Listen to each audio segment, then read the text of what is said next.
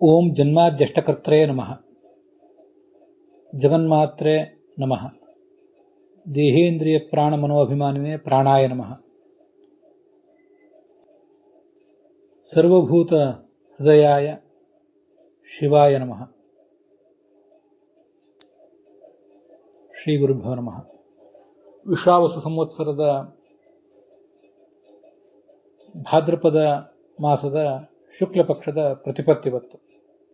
ಇವತ್ತಿನಿಂದ ಆರಂಭಿಸಿ ಹುಣ್ಣಿಮೆಯವರೆಗೆ ರೋಷ್ಠಪದಿ ಕಾರ್ಯಕ್ರಮ ನಡೆಯುವಂಥ ಒಂದು ಪ್ರಸಂಗ. ಮನೆಗಳಲ್ಲಿ, ಮಠದಲ್ಲಿ ಎಲ್ಲರೂ ಕೂಡ ಭಾಗವತದ ಶ್ರವಣಗಳನ್ನು ಏರ್ಪಡಿಸ್ತಿರ್ತಾರೆ. ನಾವು ಕೂಡ ನಮ್ಮ ಈ ಭಾಗವತದ ಯಥಾಶಕ್ತಿ ಯಥಾಮತಿ ಪ್ರವಚನವನ್ನು ಮತ್ತು ಶ್ರವಣವನ್ನು ಈ ಸಂದರ್ಭದಲ್ಲಿ ನಡೆಸೋಣ. ಈಗಾಗಲೇ 2ನೇ ಸ್ಕಂದದ 5ನೇ ಅಧ್ಯಾಯದ ಸಮಾಪ್ತಿ ಆಗಿದೆ. ಇಲ್ಲಿ ಇದೇ ಅಧ್ಯಾಯದ 5ನೇ ಅಧ್ಯಾಯದ 24ನೇ ಶ್ಲೋಕ ಏನಿದೆ ಮತ್ತು ಅದರ ಭಾಗವತ ತಾತ್ಪರ್ಯ ಏನಿದೆ ಅದರ ಕುರಿತಾಗಿ ನಾವು ಇನ್ನೊಂದಷ್ಟು ವಿಮರ್ಶವನ್ನು ಇವತ್ತು ನೋಡಬೇಕಾಗಿದೆ. ದ್ರವ್ಯಶಕ್ತಿ, ಕ್ರಿಯಾಶಕ್ತಿ, ಜ್ಞಾನಶಕ್ತಿ ರೀತಿ ಪ್ರಭೋ ಅಂತ 24ನೇ ಶ್ಲೋಕದ ಉತ್ತರಾರ್ಧ. ಅದಕ್ಕೆ ದ್ರವ್ಯಂ ತು ದ್ರವಣ ಪ್ರಾಪ್ಯಂ ದ್ವಯೋರ್ವ್ಯವದಮಾನಯೋ ಪೂರ್ವಂ ವೇಗಾಭಿ ಸಂಬಂಧಾತ್ ಆಕಾಶಸ್ತು ಪ್ರದೇಶತಃ ಅಂತ ಹೀಗೆ ಭಾಗವತ ತಾತ್ಪರ್ಯದಲ್ಲಿ ಉಲ್ಲೇಖ ಇದೆ. ಅದರ ಕುರಿತಾಗಿ ಈ ಹಿಂದೆ ನಾವು ನೋಡಬೇಕಾದ ಒಂದು ಮಾಡಿಕೊಳ್ಬೇಕಾದಂಥ ಒಂದು ಪಡೆದುಕೊಳ್ಬೇಕಾದಂಥ ಒಂದು ಸ್ಪಷ್ಟೀಕರಣ ಉಳಿದಿತ್ತು. ಅದನ್ನು ಇವತ್ತಿನ ದಿವಸ ನೋಡೋಣ. ಆ ಶ್ಲೋಕದ ಅರ್ಥವನ್ನು ಮತ್ತು ಶ್ಲೋಕದ ಭಾಗವತ ತಾತ್ಪರ್ಯದ ಅರ್ಥವನ್ನು ಹೀಗೆ ನೋಡೋಣ. ಸೋಹಂಕಾರ ಇತಿ ಪ್ರೋಕ್ತೋ ವಿಕುರುವನ್ ಸಮಭೂತ್ ತ್ರಿಧಾ, ಅದು 24ನೇ ಶ್ಲೋಕ. ಅಹಂಕಾರ ತತ್ವ ಪರಿಣಾಮ ಹೊಂದಿ 3 ಬಗೆಯಾಯಿತು: ವೈಕಾರಿಕ, ತೈಜಸ, ತಾಮಸ ಅಂತ. ಅದೇ ಸಾತ್ವಿಕ, ರಾಜಸ ಮತ್ತು ತಾಮಸ. ಅವುಗಳಿಗೆ ಕ್ರಮವಾಗಿ ದ್ರವ್ಯಶಕ್ತಿ, ಕ್ರಿಯಾಶಕ್ತಿ ಮತ್ತು ಜ್ಞಾನಶಕ್ತಿ ಇದೆ ಅಂತ ನಾವು ಹೀಗೆ ತಿಳಿದುಕೊಳ್ಬೇಕು. ಕ್ರಮವಾಗಿ ಅನ್ನೋದು ಹೊಂದೋದಿಲ್ಲ, ಯಥಾಯೋಗ್ಯವಾಗಿ ಅದನ್ನು ತಿಳ್ಕೊಳ್ಬೇಕು.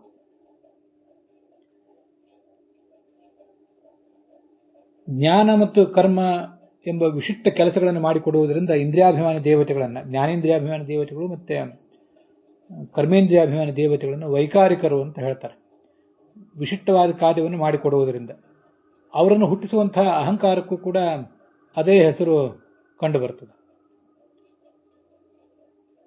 ಪಂಚಮಹಾಭೂತಗಳಿಗೆ ಜ್ಞಾನಶಕ್ತಿಯೂ ಇಲ್ಲ, ಕರ್ಮಶಕ್ತಿಯೂ ಇಲ್ಲ. ಆದ್ದರಿಂದ ಅದಕ್ಕೆ ಆ ಪಂಚಮಹಾಭೂತಗಳಲ್ಲಿ ಈ 2 ಶಕ್ತಿಗಳು ಕಾಣದೇ ಇರುವುದರಿಂದ ಅದನ್ನು ಹುಟ್ಟಿಸುವ ಅಹಂಕಾರಕ್ಕೆ ತಾಮಸ ಅಹಂಕಾರ ಅಂತ ಹೆಸರು.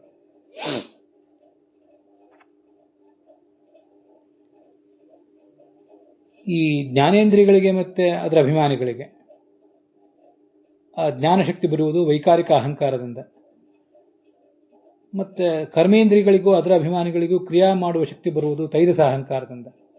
ಪಂಚಮಹಾಭೂತಗಳಿಗೂ ಅವುಗಳ ಅಭಿಮಾನಿಗಳಿಗೂ ದ್ರವ್ಯಶಕ್ತಿ ಬರುವುದು ತಾಮಸ ಅಹಂಕಾರದಿಂದ. ಈ ಜ್ಞಾನೇಂದ್ರಿಯಗಳಲ್ಲಿ ಜ್ಞಾನಶಕ್ತಿ ಇದೆ, ಕರ್ಮೇಂದ್ರಿಯಗಳಲ್ಲಿ ಕರ್ಮ ಉತ್ಪಾದನಾ ಶಕ್ತಿ ಇದೆ. ಪಂಚಮಹಾಭೂತಗಳಲ್ಲಿರುವ ಶಕ್ತಿ ಯಾವುದು ಅಂತ ನಾವು ಜಿಜ್ಞಾಸೆ ಮಾಡಿದರೆ ಅಲ್ಲಿ ಈ ಪ್ರಕಾಶ ಸಂಹಿತಾದ ದ್ರವ್ಯಂತು ದ್ರವಣ ಪ್ರಾಪ್ಯಂ ಅನ್ನುವ ಶ್ಲೋಕ ಹೀಗೆ ತನ್ನ ಅಭಿಪ್ರಾಯವನ್ನು ಹೇಳ್ತದೆ. ದ್ರವ್ಯಂತು ದ್ರವಣ ಪ್ರಾಪ್ಯಂ ದ್ವಯೋರ್ ವಿವದಮಾನಯೋ ಪೂರ್ವಂ ವೇಗಾಭಿಸಂಬಂಧಾತ್ ಆಕಾಶಸ್ತು ಪ್ರದೇಶತಃ ಅಂತ ಆ ಶ್ಲೋಕ ನಮಗೆ ಕಾಣಿಸುವಂಥ ಶ್ಲೋಕ. ದ್ವಯೋ ವಿವದಮಾನಯೋ, ಇಬ್ಬರು ಯಾವುದೋ ಒಂದು ವಸ್ತುವನ್ನು ಪಡ್ಕೊಳ್ಳಿಕ್ಕೆ ನಾ ಮೊದಲು ಅಂತ ವಿವಾದ ಮಾಡ್ತಾ ಇದ್ದಾರೆ. ವೇಗಾಭಿಸಂಬಂಧಾತ್, ಆ ವ್ಯಕ್ತಿಯ ವೇಗ, ಒಬ್ಬ ವ್ಯಕ್ತಿಯಲ್ಲಿ ವೇಗ ಹೆಚ್ಚಿರ್ತದೆ, ಇನ್ನೊಬ್ಬ ವ್ಯಕ್ತಿಯಲ್ಲಿ ವೇಗ ಕಡಿಮೆ ಇರ್ತದೆ. ಆ ವೇಗದ ಕಾರಣದಿಂದ ಒಬ್ಬ ವ್ಯಕ್ತಿ ಮುಂದೆ ಹೋಗ್ತಾನೆ, ಪೂರ್ವಂ ಮೊದಲು ಅವನು ಹೋಗಿ ಮುಟ್ತಾನೆ. ವೇಗಾಭಿಸಂಬಂಧಾತ್, ಅವನಿಗೆ ಅವನ ದ್ರವಣ ಕ್ರಿಯೆ ಅಂದ್ರೆ ಓಡಿ ಹೋಗುವ ಕ್ರಿಯೆ, ಆ ಕ್ರಿಯೆಯಿಂದ ಅದು ಪ್ರಾಪ್ಯವಾದದ್ದು ಆ ವಸ್ತು. ಭೋಜನಕ್ಕೆ ಯೋಗ್ಯವಾದ್ದು ಭೋಜ್ಯ, ಪಾನಕ್ಕೆ ಯೋಗ್ಯವಾದ್ದು ಪೇಯ, ಹೇಗೋ ಹಾಗೆ ದ್ರವಣಕ್ಕೆ ಯೋಗ್ಯವಾದ್ದು ದ್ರವ್ಯ ಅಂತ ಹೀಗೆ ಕೇಳಿ ಬರ್ತದೆ. ಹೀಗೆ ದ್ವಯೋಹೋ ವಿವದಮಾನಯೋಹೋ ವೇಗಾಭಿಸಂಬಂಧಾತ್ ಪೂರ್ವಂ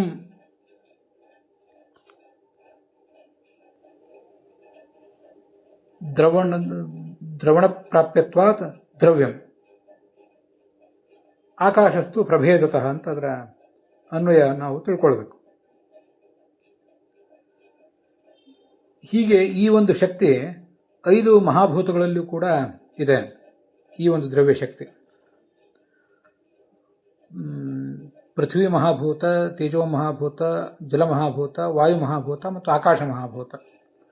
ಪಂಚಭೂತಗಳಲ್ಲಿ ಸೇರಿದ ಆಕಾಶ, ವಾಯು, ತೇಜಸ್ಸು, ಜಲ ಮತ್ತು ಪೃಥ್ವಿ, ಇವೆಲ್ಲ ವಸ್ತುಗಳಿಗೂ ಕೂಡ ದ್ರವಣ ಪ್ರಾಪ್ಯತ್ವ ಅನ್ನುವುದಿದೆ. ನಾವು ಅದನ್ನು ಹೋಗಿ ಹಿಡಿಯಬಹುದು ಅಂತ ಅದರ ತಾತ್ಪರ್ಯ. ಪಂಚಮಹಾಭೂತಗಳಲ್ಲಿ ಸೇರದೇ ಇರುವಂತಹ ಅವ್ಯಾಕೃತ ಆಕಾಶಕ್ಕೂ ಕೂಡ ದ್ರವ್ಯ ಶಕ್ತಿ ಇದೆ. ಯಾಕೆಂದ್ರೆ ಅವ್ಯಾಕೃತ ಆಕಾಶ ಸರ್ವತ್ರ ವ್ಯಾಪ್ತ ಆಗಿದೆ. ಆದರೆ ನಾವು ಅವ್ಯಾಕೃತ ಆಕಾಶದ ಈ ಭಾಗದಿಂದ ಧಾವಿಸಿ ಮತ್ತೊಂದು ಭಾಗಕ್ಕೆ ಹೋಗಿ ಮುಟ್ತೇವೆ.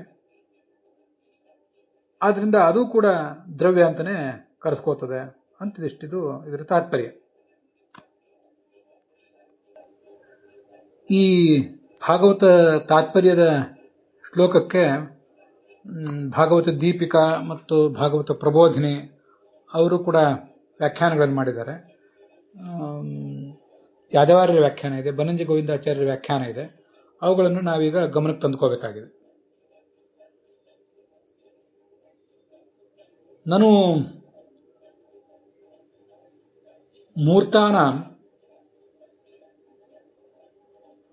ವೇಗಾಖ್ಯ ಗುಣಸಂಬಂಧೇನ ದ್ರವಣಂ ತೇನ ಚ ದ್ರವ್ಯತ್ವಮಸ್ತು ಆಕಾಶಸ್ಯ ಕಥಂ, ಈ ಎಲ್ಲ ಪ್ರಶ್ನೆಗಳನ್ನು ಮಾಡಿಕೊಂಡಿದ್ದಾರೆ ಪ್ರಬೋಧಿನಿ ದೀಪಿಕಾ ಅನ್ನುವಂಥ ವ್ಯಾಖ್ಯಾನದಲ್ಲಿ. ಅವರೊಂದು ಅದಕ್ಕೆ ಅನ್ವಯವನ್ನು ತೋರಿಸ್ತಾರೆ. ಅಹಂ ಪೂರ್ವಂ ಇತಿ ವಿವದಮಾನಯೋ ದ್ವಯೋ, ನಾನು ಮೊದಲು ಅಂತ ವಿವಾದ ಮಾಡ್ತಿರುವಂತಹ ವ್ಯಕ್ತಿಗಳ ನಡುವೆ ಪೂರ್ವಂ ವೇಗಾಭಿಸಂಬಂಧ, ಅವರು ಬ್ರಹ್ಮಾಂಡೋತ್ಪತ್ತಿ ಕಾಲೆ ಅಂತ ಹೇಳಿದ್ದಾರೆ. ಬ್ರಹ್ಮಾಂಡೋತ್ಪತ್ತಿ ಕಾಲೆ ಅಂತ ಇಟ್ಕೊಳ್ಳದೆ ಹೋದ್ರು ಯಾವ ಕಾಲದಲ್ಲಿ ಆದರೂ ನಾವು ಅದನ್ನು ತಿಳ್ಕೊಳ್ಬಹುದು. ಅದು ನಮಗೇನು ಅಷ್ಟೊಂದು ಮುಖ್ಯ ಅಲ್ಲ. ವೇಗಾಭಿಸಂಬಂಧಾತ್ ದ್ರವಣಂ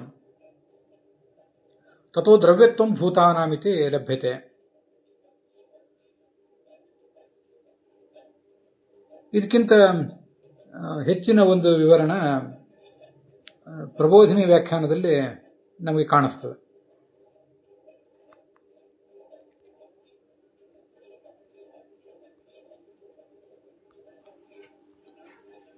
ಈ ಪಂಚಮಹಾಭೂತಗಳಿಗೆಲ್ಲದಕ್ಕೂ ಕೂಡ ಭೂತಾನಿ ದ್ರವ್ಯನಾಮಾನೀತಿ ಆಕಾಶಾದಿ ಪಂಚಮಹಾಭೂತಾನ, ಆಕಾಶ ಮೊದಲಾದ 5 ಮಹಾಭೂತಗಳಿಗೂ ದ್ರವ್ಯ ಅನ್ನೋ ಹೆಸರಿದೆ. ಅದು ಕೇವಲ ರೂಢ ಅಲ್ಲ, ಅದಕ್ಕೊಂದು ಅರ್ಥ ಇದೆ ಅನ್ನೋದನ್ನ ಈ ಭಾಗವತದ ತಾತ್ಪರ್ಯದ ಶ್ಲೋಕ ಹೇಳ್ತದೆ. ಯಥಕಾರಣಾತ್ ವಿವದಮಾನಯೋ ಪುರುಷಯೋ ಮಧ್ಯೆ ಏಕಸ್ಯ ಪುರುಷಸ್ಯ ವೇಗಾಭಿಸಂಬಂಧಾತ್, ಅಂದ್ರೆ ವೇಗದಿಂದ, ಪೂರ್ವಂತೋ ದ್ವಿತೀಯ ಪುರುಷಾಪೇಕ್ಷೆಯ ಪ್ರಥಮತೆಯವ. ಇದು ನೋಡಿ, ಈ ಭಾಗವತ ಪ್ರಬೋಧನೆ ವ್ಯಾಖ್ಯಾನದಲ್ಲಿ ಬಂದಿರೋದನ್ನು ನಾನು ಇಟ್ಕೊಂಡಿದ್ದೇನೆ. ದೀಪಿಕಾ ವ್ಯಾಖ್ಯಾನದಲ್ಲಿ ಬ್ರಹ್ಮಾಂಡೋತ್ಪತ್ತಿ ಕಾಲ ಅಂತ ಬರೆದಿದ್ದಾರೆ. ಅದೇನು ಬೇಕಾಗಿಲ್ಲ, ಅಥವಾ ಅವರ ಅಭಿಪ್ರಾಯ ಬೇರೆ ಏನಿದೆ ನಮಗೆ ಅದು ಅರ್ಥ ಆಗೋದಿಲ್ಲ. ಇರಲಿ, ಅಂತೂ ಇಬ್ಬರು ಪುರುಷರು ಧಾವಿಸ್ತಾ ಇದ್ದಾಗ ಒಬ್ಬ ಇನ್ನೊಬ್ಬ ವ್ಯಕ್ತಿಗಿಂತ ಮೊದಲೇ ಓಡಿ ಹೋಗಿ ಆ ದ್ರವ್ಯವನ್ನ ಮುಟ್ಟುತ್ತಾನೆ. ಅತಃ ಕಾರಣ ದ್ರವ್ಯಮಿತ್ಯುಚ್ಯತೆ. ನಾನು ರೂಪಾದಿ ಚತುಷ್ಟಯಸ್ಯ ಮೂರ್ತತ್ವೇನ ದ್ರವಣ ಪ್ರಾಪ್ಯತ್ವೇಪಿ ವ್ಯಾಪ್ತತ್ವೇನ ಸದಾ ಪ್ರಾಪ್ತಸ್ಯ ಆಕಾಶಸ್ಯ ಕಥಂ ದ್ರವಣ ಪ್ರಾಪ್ಯತ್ವಂ. ಇಲ್ಲಿ ಈ ಪ್ರಬೋಧನಿಕಾರರು ಹೀಗೊಂದು ಪ್ರಶ್ನೆ ಮಾಡ್ಕೊಂಡಿದ್ದಾರೆ. ಪೃಥ್ವಿ ಮೊದಲಾದ 4 ಪೃಥ್ವಿ, ಅಪು, ತೇಜಸ್ಸು, ವಾಯು ಈ 4 ಮೂರ್ತಗಳಾಗಿವೆ. ಅವು ಒಂದು ಮೂರ್ತವಾಗಿರೋದ್ರಿಂದ ನಮ್ಮ ದ್ರವಣಕ್ಕೆ ಪ್ರಾಪ್ಯವಾಗಿವೆ. ಆದರೆ ಆಕಾಶ ಅನ್ನೋದು ಮೂರ್ತ ಅಲ್ಲ, ಅದು ಸರ್ವತ್ರ ವ್ಯಾಪ್ತ. ಅದು ಹೇಗೆ ನಮಗೆ ನಮ್ಮ ದ್ರವಣ ಕ್ರಿಯೆಯಿಂದ, ಧಾವಿಸುವ ಕ್ರಿಯೆಯಿಂದ ಅದು ನಮಗೆ ಪ್ರಾಪ್ಯ ಅಂತ ಪ್ರಶ್ನೆ ಮಾಡ್ಕೊಂಡಿದ್ದಾರೆ. ಅದಕ್ಕೆ ಉತ್ತರ ಅವರಲ್ಲಿ ಭಾಗವತ ತಾತ್ಪರ್ಯದಿಂದ ಕಂಡುಕೊಂಡಿದ್ದಾರೆ. ಆಕಾಶದ ಒಂದು ಪ್ರದೇಶದಲ್ಲಿ ನಾವಿದ್ದಾಗ ಇನ್ನೊಂದು ಪ್ರದೇಶವನ್ನ ನಾವು ಹೋಗಿ ಮುಟ್ಟಬಹುದು ಅನ್ನೋ ಅರ್ಥವನ್ನು ಅವರು ತಗೊಂಡಿದ್ದಾರೆ. ಆದರೆ ಶಾಸ್ತ್ರದ ದೃಷ್ಟಿಯಿಂದ ಪೃಥ್ವಿ, ಅಪು, ತೇಜಸ್ಸು ಈ 3 ಮೂರ್ತಗಳು, ವಾಯು ಆಕಾಶಗಳು ಅಮೂರ್ತಗಳು. ವಾಯುವನ್ನು ಇವರು ಹೇಗೆ ಮೂರ್ತ ಅಂತ ಹೇಳ್ತಾರೆ ಅಂತ ಅನ್ನೋದು ಅದು ನಮಗೆ ಅಷ್ಟು ಸಮಾಧಾನ ಕೊಡೋದಿಲ್ಲ. ಯಾದವಾರ್ಯರು ಹೇಳುವಂತೆ ದ್ರವಣ ಅಂದರೆ ಧಾವನದಿಂದ ಪ್ರಾಪ್ಯವಾದದ್ದು ಈ ದ್ರವ್ಯ. ಅಹಮೇ ವೈದಂ ಪೂರ್ವಂ ಪ್ರಾಪ್ನುಯಾಮ್, ನಾನೇ ಇದನ್ನು ಮೊದಲು ತಗೊಳ್ತೇನೆ ಅಂತ ಒಬ್ಬ, ಇಲ್ಲ ನಾನೇ ತಗೊಳ್ತೇನೆ ಅಂತ ಮತ್ತೊಬ್ಬ. ಮೊದಲು ಹೊಂದಬೇಕು ಅಂತನ್ನೋ ವಿಷಯದಲ್ಲಿ ಅವರಿಬ್ಬರು ವಿವಾದ ಮಾಡ್ತಾರೆ. ಅದರಲ್ಲಿ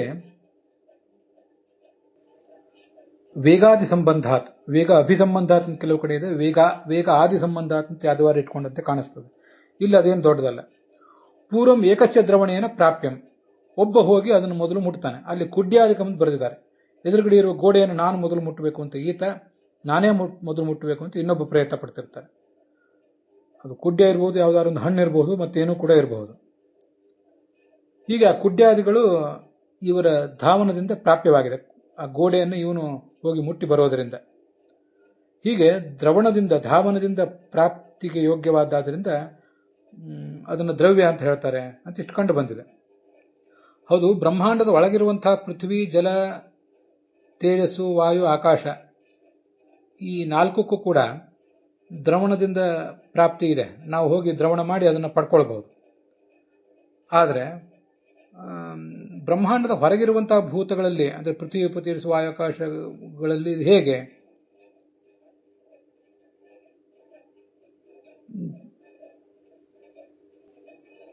ತತ್ರ ಕಸ್ಯಾಪಿ ದ್ರವಣ ಅಭಾವೇನ ತತ್ ಪ್ರಾಪ್ಯತ್ವ ಅಸಂಭವಾತ್. ಯಾರು ಕೂಡ ಅಲ್ಲಿ ಹೋಗಿ ಧಾವಿಸಿ ಅದನ್ನು ತಗೊಳ್ಳಿಕ್ಕೆ ಬರೋದಿಲ್ವಲ್ಲ ಅಂತಂದ್ರೆ ಅದಕ್ಕೆ ಆದಿವಾರ ಹೇಳ್ತಾರೆ, ಹೌದು, ಆದರೆ ಧಾವಿಸುವ ಒಂದು ಅವಕಾಶ ಅಲ್ಲಿ ಯಾರಿಗಿಲ್ಲದೆ ಹೋದ್ರೂ ಕೂಡ ದ್ರವಣೀಯ ಸತಿ ಪ್ರಾಪ್ತಿ ಯೋಗ್ಯತ್ವ ಇದೆ. ಬ್ರಹ್ಮಾಂಡದ ಹೊರಗೆ ಇರುವ ವಸ್ತುಗಳು, ಪಂಚಮಹಾಭೂತಗಳ ಪೈಕಿ ಎಲ್ಲದಕ್ಕೂ ಕೂಡ ಧಾವಿಸಿ ಹೋಗಿ ಮುಟ್ಲಿಕ್ಕೆ ಯೋಗ್ಯತ್ವ ಅನ್ನೋದಿದೆ. ಬ್ರಹ್ಮಾಂಡದ ಒಳಗಿರುವ ವಸ್ತುಗಳನ್ನು ಧಾವಿಸಿ ಹೋಗಿ ಮುಟ್ಟುವ ಅವಕಾಶ ಇದೆ. ಹೀಗೆ ಯೋಗ್ಯತಾ ಅಂತ ಅನ್ನೋದು ಅಲ್ಲೂ ಕೂಡ ಇದೆ. ಧಾವಿಸಿ ಮುಟ್ಟುವ ಯೋಗ್ಯತೆ, ಪಡೆದುಕೊಳ್ಳುವ ಯೋಗ್ಯತೆ, ಪ್ರಾಪ್ತಿ ಯೋಗ್ಯತಾಯ ತತ್ರಾಪಿ ಸತ್ವಾತ್ ಅಂತ ವ್ಯಾಖ್ಯಾನ ಮಾಡಿದ್ದಾರೆ. ಸರಿ, ಅವ್ಯಾಕೃತ ಆಕಾಶದಲ್ಲಿ ಹೇಗೆ, ಅಲ್ಲಿ ದ್ರವ್ಯಶಕ್ತಿ ಹೇಗೆ ಅಂತ ಪ್ರಶ್ನೆ ಬಂದ್ರೆ, ಅಪರಿಚ್ಛಿನ್ನವಾದಂಥ ಭೇದರಹಿತವಾದದ್ದು ಅವ್ಯಾಕೃತ ಆಕಾಶ ಅಂತ ಪ್ರಶ್ನೆ ಮಾಡಿಕೊಂಡು, ಅದು ಭೇದರಹಿತ ಹೌದು, ಆದರೆ ಅದರಲ್ಲಿ ಭಾಗಗಳಿವೆ. ಈ ಒಂದು ಪ್ರದೇಶದಲ್ಲಿ ಇದ್ದವರು ನಾವು ಇನ್ನೊಂದು ಪ್ರದೇಶಕ್ಕೆ ಹೋಗಿ ಆ ಪ್ರದೇಶವನ್ನು ಮುಟ್ಟಬಹುದು. ಆದ್ದರಿಂದ ಅವ್ಯಾಕೃತ ಆಕಾಶದಲ್ಲೂ ಕೂಡ ದ್ರವಣ ಶಕ್ತಿ ಅನ್ನೋದಿದೆ ಅಂತ ಇಷ್ಟು ಗೊತ್ತಾಗ್ತದೆ. ಇದಿಷ್ಟು ಇವರೆಲ್ಲರ ವ್ಯಾಖ್ಯಾನಗಳನ್ನ ನೋಡಿದ್ದಾಯ್ತು.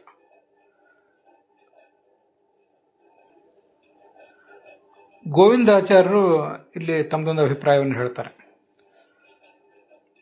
ಈಗ ನಾವು ನೋಡಿದಂತೆ ಭಾಗವತ ತಾತ್ಪರ್ಯದಲ್ಲಿ ದ್ವಯೋಃ ವಿವದಮಾನಯೋಃ ವೇಗಾಭಿಸಂಬಂಧಾತ್ ಪೂರ್ವಂ ದ್ರವ್ಯಂತು ದ್ರವಣ ಪ್ರಾಪ್ಯಂ, ಇದಿಷ್ಟು ಒಂದು ವಾಕ್ಯ. ಆಕಾಶಸ್ತು ಪ್ರದೇಶತಃ ಅಂತ ಇನ್ನೊಂದು ವಾಕ್ಯ. ಈ ಮೊದಲ 3 ಪಾದಗಳು ಪೃಥ್ವಿ, ಅಪು, ತೇಜಸ್ಸು, ವಾಯು, ಆಕಾಶ ಅನ್ನುವಂತಹ 5 ಭೂತಗಳಿಗೂ ಸಂಬಂಧಪಡ್ತವೆ. ಆದರೆ ಗೋವಿಂದಾಚಾರ್ಯ ಹೇಳುವಂತೆ ದ್ರವ್ಯಂತು ದ್ರವಣ ಪ್ರಾಪ್ಯಂ ಅನ್ನುವ ಒಂದು ಪಾದ ಪೃಥ್ವಿ, ಅಪು, ತೇಜಸ್ಸು ಅನ್ನುವ 3 ಭೂತಗಳಿಗೆ ಸಂಬಂಧಪಡ್ತದೆ. ಮುಂದೆ ವಾಯು ಮತ್ತು ಆಕಾಶಗಳು ಹೇಗೆ ದ್ರವಣ ಪ್ರಾಪ್ಯ ಅನ್ನೋದನ್ನು ತಿಳ್ಕೊಳ್ಬೇಕು ಅಂತ ಅವರು ವ್ಯಾಖ್ಯಾನ ಮಾಡ್ತಾರೆ. ಸರಿ, ಪೃಥ್ವಿ, ಅಪು, ತೇಜಸ್ಸು ಈ 3 ಹೋಗಿ ನಾವು ಅಲ್ಲಿ ಪಡ್ಕೊಳ್ಬಹುದು. ನಮಗಿದು ಗೊತ್ತಿದೆ, ನಮ್ಮ ಧಾವನದಿಂದ ಅದು ಪ್ರಾಪ್ಯ ಆಗ್ತದೆ. ಪೃಥ್ವಿಮಯವಾದಂಥ ಯಾವುದೋ ಹಣ್ಣು ಮತ್ತೊಂದು ಏನೋ ಒಂದನ್ನು ನಾವು ತರಬಹುದು ಹೋಗಿ. ಹಾಗೆ ಜಲಮಯವಾದಂತಹ ನೀರನ್ನು ತರಬಹುದು, ಬೆಂಕಿಯನ್ನು ಕೂಡ ತರಬಹುದು. ಆದರೆ ವಾಯುವನ್ನು ತರುವುದು ಹೇಗೆ, ಆಕಾಶವನ್ನು ತರುವುದು ಹೇಗೆ ಅಂತ ಅವರೊಂದು ಪ್ರಶ್ನೆ ಮಾಡಿಕೊಂಡಿದ್ದಾರೆ. ಅದಕ್ಕೆ ಅವರು ತಮ್ಮದೇ ಆದಂತಹ ಸಮಾಧಾನವನ್ನು ಕೂಡ ಹೇಳಿದ್ದಾರೆ. ಪೃಥ್ವಿಮಯವಾದ ಹಣ್ಣು ಮೊದಲಾದವುಗಳನ್ನು, ಹಾಗೆ ನೀರನ್ನು, ಬೆಂಕಿಯನ್ನು ತರಲಿಕ್ಕೆ ಒಬ್ಬ ವ್ಯಕ್ತಿ ಧಾವಿಸಿದಾಗ, ಆ ವ್ಯಕ್ತಿ ಧಾವಿಸುವಾಗ ಅವನಿಗೆ ಮುನ್ನುಗ್ಗಲಿಕ್ಕೆ ವಾಯು ಅಂತನ್ನೋದು ಪುಷ್ ಕೊಡ್ತದೆ, ವಾಯು ಆತನನ್ನು ಪುಷ್ ಮಾಡ್ತದೆ. ಹೀಗೆ ವಾಯು ದ್ರವಣ ಪ್ರಾಪ್ಯ ಅಲ್ಲದೇ ಇರಬಹುದು, ಆದರೆ ದ್ರವಣ ಪ್ರಾಪ್ಯವಾದ ಪೃಥ್ವಿ ಅಪ್ ತೇಜಸ್ಸುಗಳನ್ನು ತರಲಿಕ್ಕೆ ಇವನು ಧಾವಿಸುವಾಗ ಅದು ಅವನಿಗೆ ಪುಷ್ ಕೊಡ್ತದೆ. ಆದ್ದರಿಂದ ಪರಂಪರೆಯ ಅದು ದ್ರವಣ ಪ್ರಾಪ್ಯ ಅನ್ನೋ ಅರ್ಥವನ್ನ ಅವ್ರು ಹೇಳ್ತಾರೆ. ಹೀಗೆ ಮುಂದೆ ಧಾವಿಸುವ ವ್ಯಕ್ತಿಗೆ ವಾಯು ಅನ್ನುವುದು ಪುಷ್ ಕೊಡ್ತದೆ, ವೇಗ ಬರುವುದು ವಾಯುವಿನಿಂದ. ಆದ್ದರಿಂದ ದ್ರವಣ ಪ್ರಾಪ್ಯವಾದ ಪೃಥ್ವಿ ಅಪ್ ತೇಜಸ್ಸುಗಳಿಗೆ ಇದು ಸಹಾಯಕವಾಗುವುದರಿಂದ ಇದು ಕೂಡ ದ್ರವಣ ಪ್ರಾಪ್ಯ. ಹಾಗೆ ಇವನು ಹೋಗ್ಲಿಕ್ಕೆ ಬೇಕಾದ ಜಾಗವನ್ನು ಕೊಡುವುದರಿಂದ ಆಕಾಶವು ಕೂಡ ದ್ರವಣ ಪ್ರಾಪ್ಯ ಅಂತ ಹೀಗೆ ಗೋವಿಂದಾಚಾರ್ಯ ವ್ಯಾಖ್ಯಾನ ಮಾಡಿದ್ದಾರೆ. ಅಂತೂ ದ್ರವ್ಯಂತು ದ್ರವಣ ಪ್ರಾಪ್ಯಂ ಅನ್ನುವುದು ಮೊದಲ 3 ಮಹಾಭೂತಗಳಿಗೆ ಸಂಬಂಧಪಟ್ಟದ್ದು. ಮುಂದಿನ 3 ಪಾದಗಳು ವಾಯು ಮತ್ತು ಆಕಾಶಗಳಿಗೆ ಸಂಬಂಧಪಟ್ಟದ್ದು ಅಂತ ಅವರ ಅಭಿಪ್ರಾಯ ಕಂಡುಬರ್ತದೆ. ಆದರೆ ಈ ಒಟ್ಟಾರೆ ಶ್ಲೋಕದಲ್ಲಿ ಆಕಾಶಸ್ತು ಪ್ರದೇಶತಃ ಅಂತ ಆಕಾಶದ ಬಗ್ಗೆ ಒಂದು ಉಲ್ಲೇಖ ಇದೆ. ಮೊದಲ ದ್ರವ್ಯಂತು ದ್ರವಣ ಪ್ರಾಪ್ಯಂ ಅನ್ನುವಲ್ಲಿಯೂ ಕೂಡ 3 ಭೂತಗಳ, ಪೃಥ್ವಿ ಅಪ್ ತೇಜಸ್ಸು ಅನ್ನೋ 3 ಭೂತಗಳ ಹೆಸರೇನು ಕೇಳಿ ಬರೋದಿಲ್ಲ. ಇನ್ನು ವಾಯುವಿನ ಬಗ್ಗೆ ಕೂಡ ಅಲ್ಲಿ ಉಲ್ಲೇಖ ಏನೂ ಇಲ್ಲ. ಪೂರ್ವಂ ವೇಗಾಭಿಸಂಬಂಧ ದ್ವಯೋರ್ ವಿವದಮಾನಯೋ ಪೂರ್ವಂ ವೇಗಾಭಿಸಂಬಂಧ ಅನ್ನುವಲ್ಲಿ ವಾಯುವನ್ನು ಹೇಳಲಿಕ್ಕೆ ಏನು ಶಬ್ದ ಇದೆ, ಆಕಾಶವನ್ನು ಹೇಳಲಿಕ್ಕೆ ಒಂದು ಪ್ರತ್ಯೇಕ ಶಬ್ದ ಇದೆ. ದ್ರವ್ಯಂತು ದ್ರವಣ ಪ್ರಾಪ್ಯಂ ಅನ್ನೋದನ್ನು 3 ಭೂತಗಳಿಗೆ ನೀವು ಗೋವಿಂದಾಚಾರ್ಯ ಅನ್ವಯಿಸಿ ಅರ್ಥ ಮಾಡಿದ್ರಿ. ವಾಯುವನ್ನು ಹೇಳಲಿಕ್ಕೆ ಅಲ್ಲಿ ಏನು ಶಬ್ದ ಇದೆ, ಏನು ಶಬ್ದವೂ ಇಲ್ಲ. ಪೂರ್ವಂ ಅಂದ್ರೆ ಮೊದಲು ಅಂತ ಅರ್ಥ. ಯಾವ ಶಬ್ದವೂ ವಾಯುವಿನಲ್ಲಿ ಹೇಳಲಿಕ್ಕೆ ಇಲ್ವೇ ಇಲ್ಲ. ಅದನ್ನು ತಗೊಳ್ತೀರಿ ಹೇಗೆ? ಇದನ್ನೆಲ್ಲ ಏನು ಅಧ್ಯಾಹಾರ ಮಾಡ್ಕೊಂಡು ತಗೊಳ್ಳುವುದಾ? ಅಂಡರ್ಸ್ಟುಡ್? ಅದು ನನಗೇನು ಮನಸ್ಸಿಗೆ ಸಮಾಧಾನ ಕೊಟ್ಟಿಲ್ಲ. ಅದು ಹೇಗೆ ಯಾರಿಗೆ ಎಷ್ಟು ಸಮಾಧಾನ ಕೊಟ್ಟಿದೆಯೋ ಅವರ ಆ ಅರ್ಥವನ್ನು ಇಟ್ಕೊಳ್ಬಹುದು. ಇದು ಒಂದು ವಿಚಾರ. ಮತ್ತೆ ವಾಯು ಅನ್ನುವುದು ಧಾವಿಸುವ ವ್ಯಕ್ತಿಗೆ ಪುಷ್ ಕೊಡ್ತದ, ಅದು ವಿಷಯ ಹೌದಾ ಅನ್ನೋದನ್ನ ಸ್ವಲ್ಪ ನಾವು ಗಮನಿಸಿ ನೋಡಬೇಕಾಗ್ತದೆ. ಫಿಸಿಕ್ಸ್ ಏನು ಹೇಳ್ತದೆ ಒಂದು ವಿಚಾರ. ಫಿಸಿಕ್ಸ್ ಏನು ಹೇಳ್ತದೆ ಅಂತ ಅನ್ನೋದನ್ನ ನಾನು ವಿಚಾರ ಮಾಡುವಾಗ ಫಿಸಿಕ್ಸ್ ಹೇಳಿದ್ದೆಲ್ಲ ಸರಿ ಅಂತ ಏನು ಭ್ರಮೆ ಇಟ್ಕೊಂಡಿಲ್ಲ. ಶಾಸ್ತ್ರ ಏನು ಹೇಳ್ತದೆ ಅದು ಅಂತಿಮ. ಸರಿಯಾದ ಆಚಾರ್ಯ ಇಲ್ಲಿ ಏನು ಹೇಳಲಿಲ್ಲ, ವಾಯು ಅಂತ ಏನು ಶಬ್ದ ಪ್ರಯೋಗ ಮಾಡಿಲ್ಲ ಅವರು. ಅದನ್ನು ಆ ಥರ ಇಂಟರ್ಪ್ರಿಟ್ ಮಾಡಿದ್ದು ಗೋವಿಂದಾಚಾರ್ಯ ಅಷ್ಟೇ. ಗೋವಿಂದಾಚಾರ್ಯ ಅಭಿಪ್ರಾಯ ಆಚಾರ್ಯರ ಅಭಿಪ್ರಾಯ ಅಂತ ಒಪ್ಲಿಕ್ಕೆ ಏನು ಆಧಾರ ಏನು ಕಾಣಿಸೋದಿಲ್ಲ. ವಾಯುವಿನ ಹೇಳಿಕಲ್ಲಿ ಶಬ್ದವೇ ಇಲ್ಲ. ಸರಿ, ಫಿಸಿಕ್ಸ್ ಆದರೂ ಏನು ಹೇಳ್ತದೆ? Does a runner need the push of an external air to run forward ಅಂತ ಈಗ ನಾವು ನೋಡಿದಾಗ, ಒಬ್ಬ ಓಟಗಾರನಿಗೆ ಹೊರಗಿನ ವಾಯುವಿನ ಪುಷ್ ಬೇಕಾ? ಅವನು ಪುಷ್ ಮಾಡಿ ಆ ವಾಯು ಅವನಿಗೆ ಪುಷ್ ಕೊಟ್ಟ ಮೇಲೆ ಅವನು ಓಡ್ತಾನ ಅಂತ ಕೇಳಿದರೆ no, a runner does not need a push from external air to start running. ಅವನಿಗೆ ಧಾವಿಸಲಿಕ್ಕೆ, ಓಟವನ್ನು ಪ್ರಾರಂಭಿಸಲಿಕ್ಕೆ ಹೊರಗಿನ ವಾಯುವಿನ ಒತ್ತಡವೇ ಬೇಕಾಗಿಲ್ಲ ಅಂತ ಹೇಳ್ತಾರೆ. A runner uses their own internal muscular power. ಅವರ ದೇಹದ ಶಕ್ತಿ, ಮಾಂಸಖಂಡಗಳ ಶಕ್ತಿಯಿಂದ ಅವನು ಮುಂದೆ ಓಡ್ತಾನೆ. And body momentum to initiate movement. ಆ ಬಾಡಿ ಯಾವ ಪೊಸಿಷನ್ನಲ್ಲಿರಬೇಕು, ಕಾಲು ಯಾವ ಪೊಸಿಷನ್ನಲ್ಲಿರಬೇಕು, ಅವನಿಗೆ ಶಕ್ತಿ ಎಷ್ಟಿರಬೇಕು, ಇನ್ನದೆಲ್ಲವೂ ಕೂಡ ಅವನ ಆ ಮೂಮೆಂಟನ್ನು ಸ್ಟಾರ್ಟ್ ಮಾಡ್ತದೆ, ನಿರ್ಧರಿಸ್ತದೆ. It is generated through a controlled series of coordinated actions from the muscles in their legs and core. ಕಾಲುಗಳಲ್ಲಿ, ಅಲ್ಲಿ ಇತ್ಯಾದಿಗಳಲ್ಲಿ ಇರುವಂತಹ ಮಸಲ್ಗಳಲ್ಲಿ ಒಂದು ಪ್ರಯತ್ನ ಆದರೆ ಇದರಿಂದ ಸ್ಟಾರ್ಟ್ ಆಗ್ತದೆ.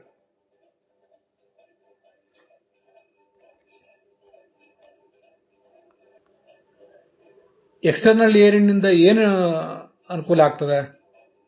Air pressure from the atmosphere, ಹೊರಗಿನ ವಾತಾವರಣದಿಂದ ಗಾಳಿಯ ಒತ್ತಡ ಸಿಕ್ಕರೆ ಹೆಲ್ಪ್ಸ್ ವಿತ್ ದ ಬ್ರೀತಿಂಗ್, ಅವನ ಶ್ವಾಸೋಚ್ಛ್ವಾಸಕ್ಕೆ ಅದರಿಂದ ನೆರವಾಗ್ತದೆ. Thus with the supply of oxygen, oxygen ಕೊಡ್ತದೆ ಅವನಿಗೆ. ಆಕ್ಸಿಜನ್ ಅದು ಮಸಲ್ಗಳಿಗೆ ತಲುಪ್ತದೆ, ಅದು ಓಡ್ತಾನಷ್ಟೆ. But does not provide the physical force. ಓಡ್ಲಿಕ್ಕೆ ಬೇಕಾದಂತಹ, to get the person moving, ಅವನು ಓಡ್ಲಿಕ್ಕೆ ಬೇಕಾದಂತಹ ಶಕ್ತಿಯನ್ನ ಗಾಳಿಯನ್ನು ಕೊಡೋದಿಲ್ಲ. ಅದು ನಮಗೆ ಆಕ್ಸಿಜನ್ ಬೇಕಂತ ಅನ್ನೋದು, ಒಂದ್ ಕಡೆ ಓಡ್ಲಿಕ್ಕೂ ಬೇಕು, ಒಂದ್ ಕಡೆ ಕೂತಿರ್ಲಿಕ್ಕೂ ಬೇಕು, ಓದ್ಲಿಕ್ಕೂ ಬೇಕು, ತಿನ್ಲಿಕ್ಕೂ ಬೇಕು, ಎಲ್ಲದಕ್ಕೂ ಕೂಡ ಆಕ್ಸಿಜನ್ ಅಂತ ಅನ್ನೋದು ಬೇಕೇ ಬೇಕು. ಅದು ಎಲ್ಲ ಕೆಲಸಗಳಿಗೂ ಬೇಕು. The process of starting to run relies on body momentum. The runner leans slightly forward, ಸ್ವಲ್ಪ ಮುಂದೆ ಬಗ್ಗಬೇಕಾಗ್ತದೆ ಓಟಗಾರ, which creates a natural falling sensation that they convert into forward motion. ಹೀಗೆ ಸ್ವಲ್ಪ ಮುಂದೆ ಬಗ್ಗಿ ನಿಂತಾಗ ಅವನಿಗೆ ಮುಂದೆ ಓಡ್ಲಿಕ್ಕೆ ಬೇಕಾದಂತಹ ಒಂದು ಶಕ್ತಿ ಸಿಗ್ತದೆ.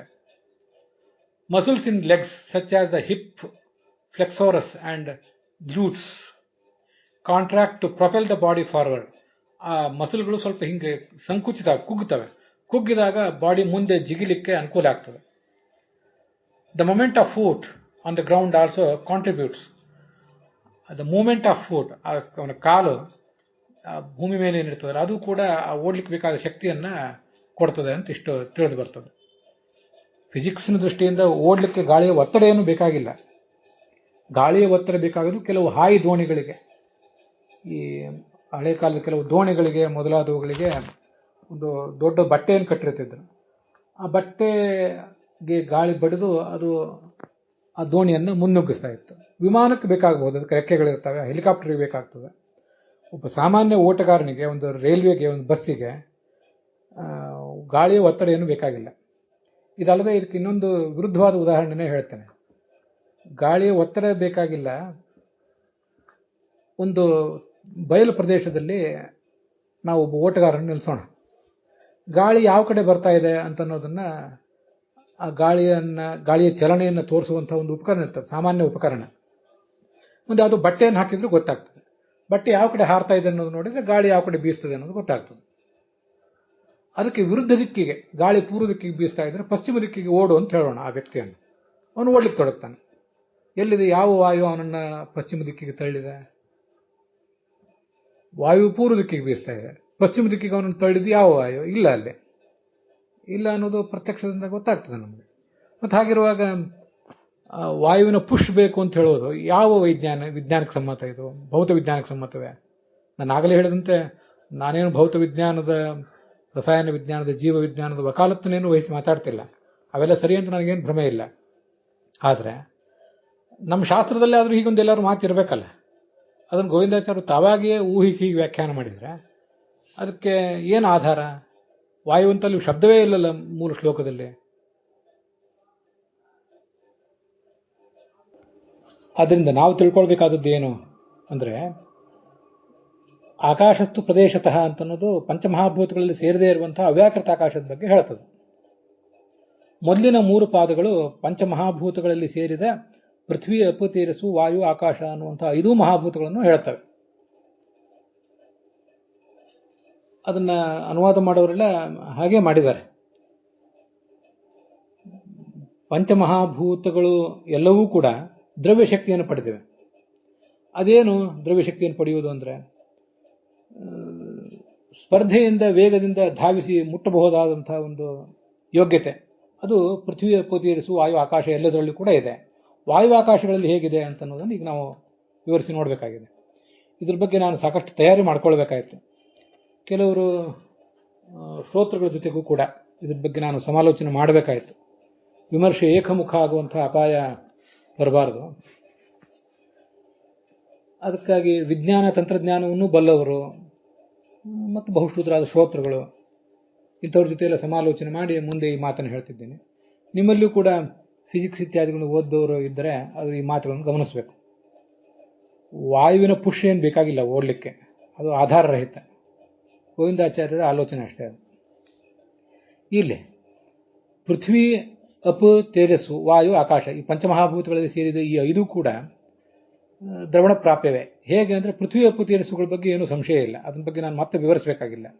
ವಾಯು ಹೇಗೆ ದ್ರವಣ ಪ್ರಾಪ್ಯ ಅಂದರೆ, ವಾಯುವು ಕೂಡ ಪಂಚಮಹಾಭೂತಗಳಲ್ಲಿ ಸೇರಿದ್ದೊಂದಾಗಿದೆಯಲ್ಲ. ನಾವು ಇವತ್ತು ಈ ಮನೆಯಲ್ಲಿದ್ದೇನೆ, ನನ್ನ ಹತ್ರ ನನ್ನ ಶರೀರದೊಳಗೆ ವಾಯು ಇದೆ, ಮತ್ತು ಕೈಯಲ್ಲಿ ಬೇಕಾದ್ರೆ ಒಂದು ಪಾತ್ರವನ್ನು ಹಿಡ್ಕೊಂಡಿದ್ದೇನೆ. ಆ ಅಲ್ಲಿ ಪಾತ್ರದಲ್ಲೂ ಒಂದಿಷ್ಟು ವಾಯು ಸೇರಿಕೊಂಡಿದೆ.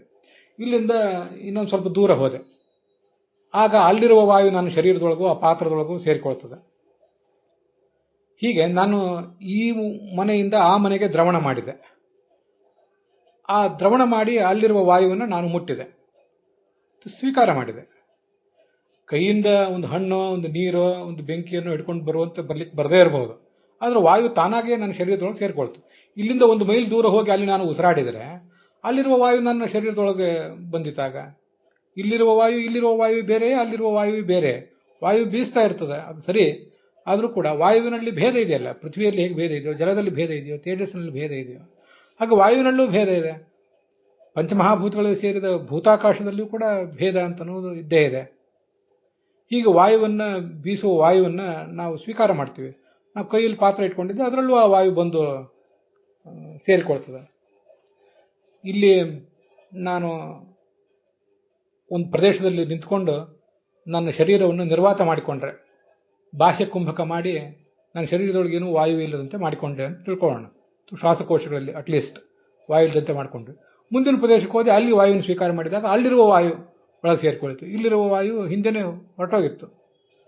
ಪಾತ್ರವನ್ನು ಕೂಡ, ಒಂದು ಪಾತ್ರವನ್ನು, ಗಡಿಗೆಯನ್ನು ನಿರ್ವಾತ ಮಾಡಿದರೆ ಅದರಲ್ಲಿ ವಾಯು ಇಲ್ಲದಂತಾಗಿತ್ತು. ಮುಂದೆ ಹೋಗಿ ಅಲ್ಲಿ ಮೇಲಿನ ಮುಚ್ಚಳವನ್ನು ತೆಗೆದ್ರೆ ಮತ್ತೊಂದು ವಾಯು ಅದರಲ್ಲಿ ಸೇರಿಕೊಳ್ತು. ಹೀಗೆ ವಾಯುವು ಕೂಡ ದ್ರವಣ ಪ್ರಾಪ್ಯವಾಗಿದೆ. ಏನು ಸಮಸ್ಯೆ? ಭೂತಾಕಾಶವೂ ಕೂಡ ದ್ರವಣ ಪ್ರಾಪ್ಯವೇ. ಯಾಕೆಂದರೆ ನಾನು ಇವತ್ತು ಈ ಮನೆಯಲ್ಲಿದ್ದೇನೆ, ಇನ್ನು ಕೆಲವು ಮನೆಗಳನ್ನು ದಾಟಿ, ಕೆಲವು ಬೀದಿಗಳನ್ನೇ ದಾಟಿ, ಕೆಲವು ನಗರಗಳನ್ನೇ ದಾಟಿ, ದೇಶಗಳನ್ನೇ ದಾಟಿ ಮತ್ತೊಂದು ದೇಶಕ್ಕೆ ಹೋದರೆ ಅಲ್ಲಿರುವಂತಹ ಭೂತಾಕಾಶವನ್ನು ನಾನು ಮುಟ್ಟಬಹುದು. ಕೈಯಿಂದ ಭೂತಾಕಾಶವನ್ನು ಮುಟ್ಟಿ ನೋಡಿ ಇದು ಭೂತಾಕಾಶ ಅಂತ ಯಾರಿಗೂ ತೆಗೆದು ತೋರಿಸ್ಲಿಕ್ಕೆ ಸಾಧ್ಯ ಆಗದೇ ಇರಬಹುದು. ಆದರೆ ಭೂತಾಕಾಶದಲ್ಲಿ ಭೇದ ಇದೆಯಲ್ಲ, ಆ ಭೂತಾಕಾಶ ಅಂತನೂ, ಇಲ್ಲಿರುವ ಭೂತಾಕಾಶ ಬೇರೆ, ಅಲ್ಲಿರುವ ಭೂತಾಕಾಶ ಬೇರೆ ಅಷ್ಟೇ.